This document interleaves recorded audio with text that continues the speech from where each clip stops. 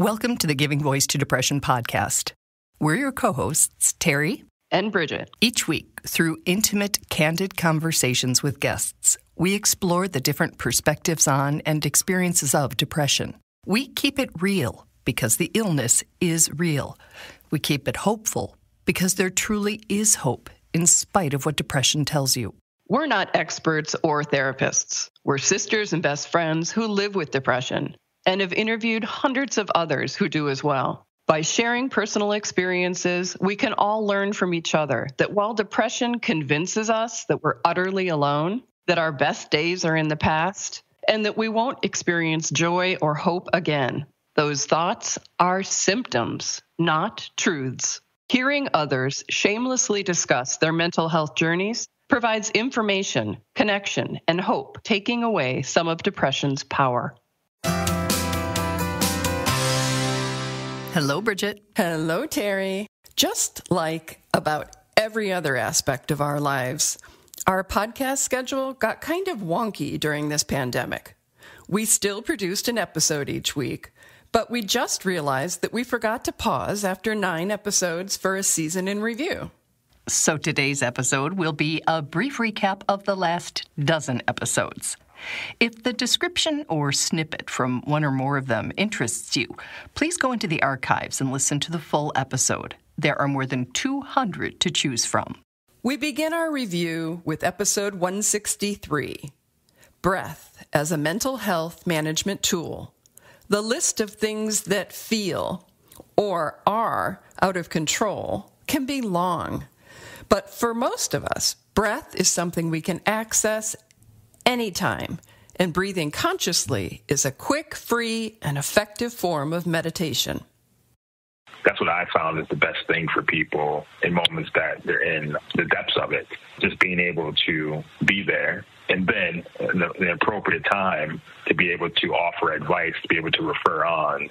But yeah, you definitely don't want to should people and think this is a magic pill, because it's not. It takes practice, and it also takes individualization for what you're going through and what you need. Our guest for this episode, Ambrose W.B., joined us for a casual, honest, and potentially healing conversation about taking and keeping control during challenging times. Again, this is episode 163, Breath as a Mental Health Management Tool. Episode 164, Talking About Depression Like It's Common, because it is, features one of the most unvarnished, unstigmatized discussions we've had to date. Our guest, a rapper and comedian, Zane Thomas, tackles everything from helping a suicidal friend to how substance use has impacted his mental health, and how talking back to depression can help us separate from the thoughts which, well, in our own heads and own voices, are actually depression's messaging. What, you're gonna tell me the same thing that you told me last time? Oh, that's real original.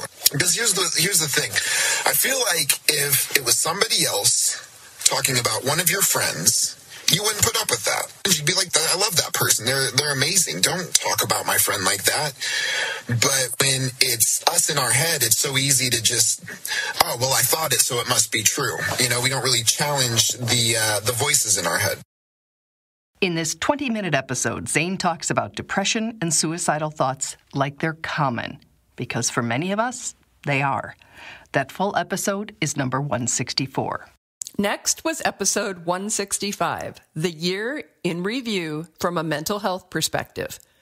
2020 challenged us all on many levels, including economic, political, social justice, overall health, and mental health. Our guest, licensed psychologist R. Kwaku Smith, says in an overwhelming environment, people tend to respond in different ways. We can tread water and just barely maintain. We could be an example and be an extraordinary example by going above and beyond, saying, hey, I thrive in this type of madness. In fact, this brings out my creative juices. I see a problem and I solve it. Unfortunately, that's not the great majority of people. So the majority of people will tread, but unfortunately, another large majority of people will start to sink. This full episode is number 165, focuses on what we can do to maintain or restore our mental health as we try to recover and move on from the pandemic and other challenges of this past year. In episode 166, Holding On to Hope, a holistic therapist addresses the need for and importance of hope and offers some of the advice she gives her own clients. And so we talk about things like passion. Is there anything that makes you feel a moment of release? Is there anything that makes you feel excited to be around? And sometimes that can be hard to come by, and so we sit and we experience that together. We don't pretend, right? So if someone's having a hard time coming up with something, we really think about, okay, what's your purpose and why are you here? Therapist Lauren Bittner, who has extensive experience treating anxiety and depression, acknowledges while that can be a hard question to answer at times, that doesn't mean there's not a good answer. Episode 166, Holding On to Hope, is a compassionate and realistic conversation about the challenges of being human in 2021. The full episode is 23 minutes long. One of depression's most insidious characteristics is its intent to convince us that we don't have it, that our dark thoughts, loss of energy, and inability to experience joy are personal characteristics and failings versus symptoms, that we are just too weak to handle life the way others are able to. In episode 167, we push back with our guest, Michael Landsberg. You don't always know that you have this terrible illness because it happens so slowly and because we often deny ourselves the diagnosis, which is, hey, I'm sick, because we like to, and this is a weird human characteristic, beat ourselves up. So it's like, oh, this is my fault. And oh my gosh, I can't believe I let this happen to me. Episode 167, Depression, a sickness, not a weakness, is just 17 minutes long and features a candid, spirited discussion about our shared experiences and battles with depression, making the critical distinction between being sick and being weak. Landsberg's energy and comfort discussing his experience of depression was so unique that we produced a second episode with him, number 168, A Conversation About Antidepressants. In it, he makes clear he does not like being on meds. He does not like their side effects either, but he hates his depression more. People will deny themselves the access to medication because they don't believe in it. And they say those words without really knowing what the hell they're saying. They just have heard it before. I don't believe in medication. Really? What don't you believe in? It's not like we're not talking about God here. We're talking about this pill that you take that might, 60% chance, make you better and give you your life back. Well, I'm worried it's going to change me. And it's like, it will change you. Right. But if you're sick enough, first of all, you want change. But second of all, the changes that it makes in you that you don't like are worthwhile. It may sound like he's advocating for meds, but he's actually not. The point Landsberg's making is simply to not take anything off the table that might help us treat our depression because of stigma or bad information. That full episode is number 168, and it's about 18 minutes long. Our next episode this season is called The Power of Shared Stories in Fighting Stigma. In it, we speak with Dr. Patrick Corrigan, one of the world's leading researchers of the stigma of mental health.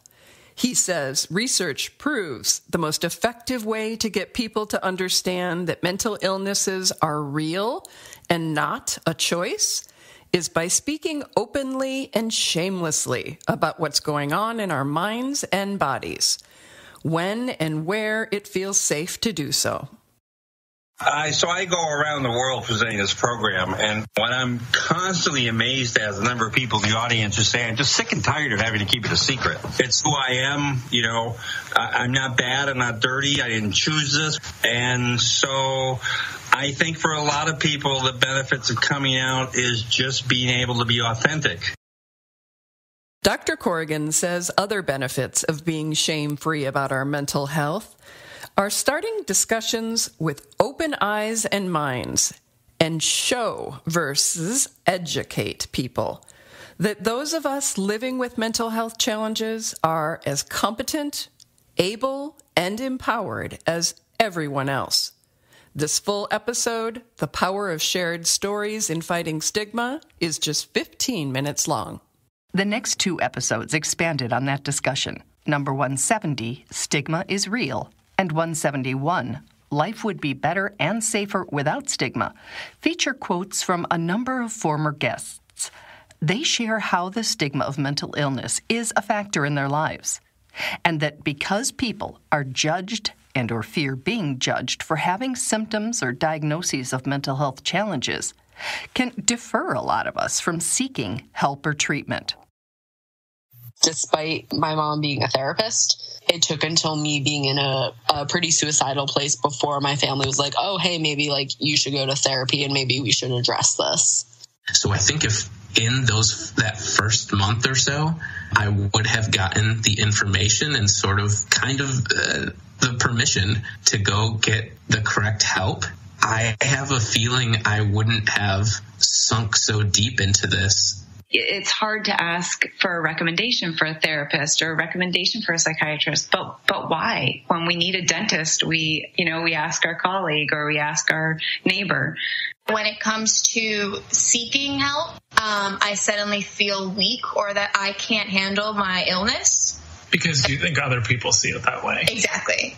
I would like to be a part of a movement to make it not that way, because I look at the statistics of especially a lot of young people who take their own life, who didn't seek any sort of help. And I think that those types of terrible events could have been avoided if we just lived in a society where talking about mental illness was on par in the same tone of talking about a physical illness.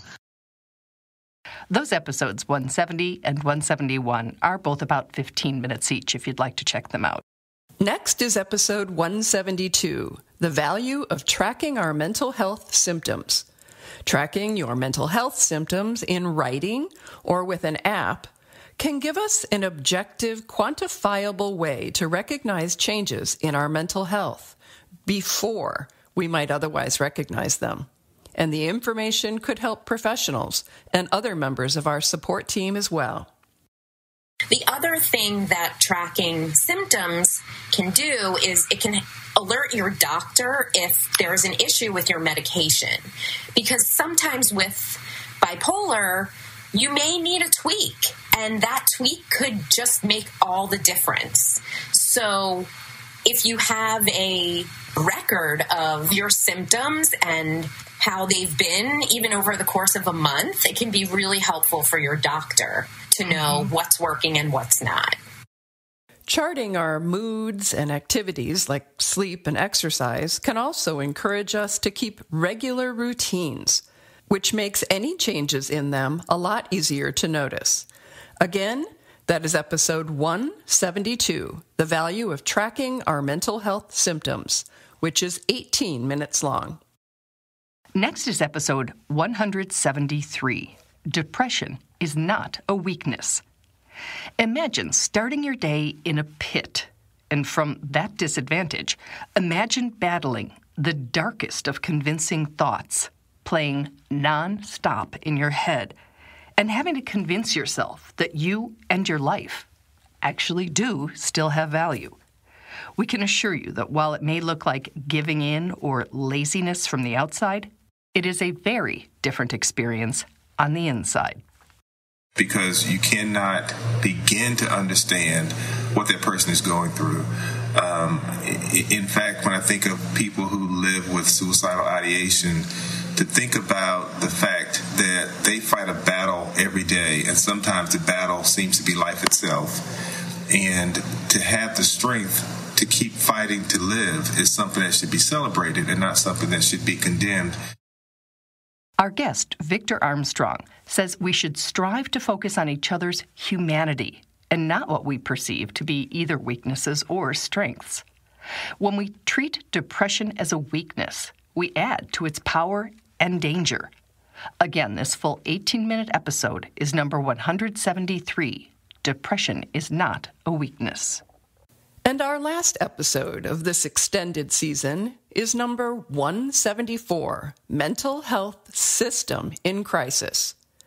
We learned last week that even royals are impacted by stigma and discrimination when seeking help and treatment for mental health challenges and suicidal thoughts. From access, affordability, representation, discrimination, and other factors. Even when someone recognizes the need for help, they don't or can't necessarily get it. In the second of two conversations with mental health advocate Victor Armstrong, we look at the ways the mental health care system itself is in crisis. It's difficult for people sometimes to really buy into the process because if I, for example, as a 50-something-year-old black man, were experiencing severe depression and recognizing that only about 4% of psychologists are black and only about 2% of psychiatrists are black, how willing am I going to be to go into the office of a blonde-haired, blue-eyed, 20-something-year-old female and sit on her couch and tell her, I don't feel like getting out of bed in the morning, I cry all the time, and my sex drive is low. So I think there are a lot of challenges as to why we don't have more acceptance of acknowledging mental health challenges and getting help. Again, episode 174, Mental Health System in Crisis, can be heard in its entirety, along with more than 200 other episodes of this podcast on Spotify, iTunes, Google, and Apple Podcast, as well as smart speakers and obviously wherever you're listening now. If you have any comments on these episodes or ideas for new ones for season 17, which will begin in April, please go to our website, givingvoicetodepression.com, and look for the red record widget in the upper left corner. Click on that and leave us a voice message. We'll be taking some time off to both start research and interviews for the new season and to try to find funding to continue this weekly podcast and our online support community. If you are affiliated with any foundations or organizations that fund mental health and suicide prevention efforts, please reach out and connect with us. Our guests' stories of lived experience and hope have been heard almost 500,000 times, and we really want to be able to keep bringing them to people who need to hear them. Thank you.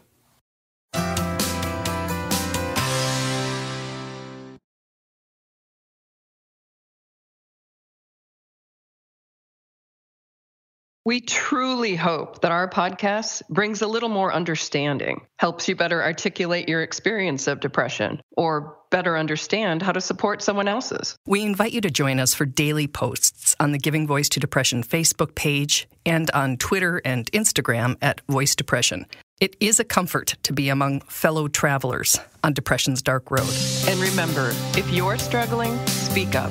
If someone else is, listen up.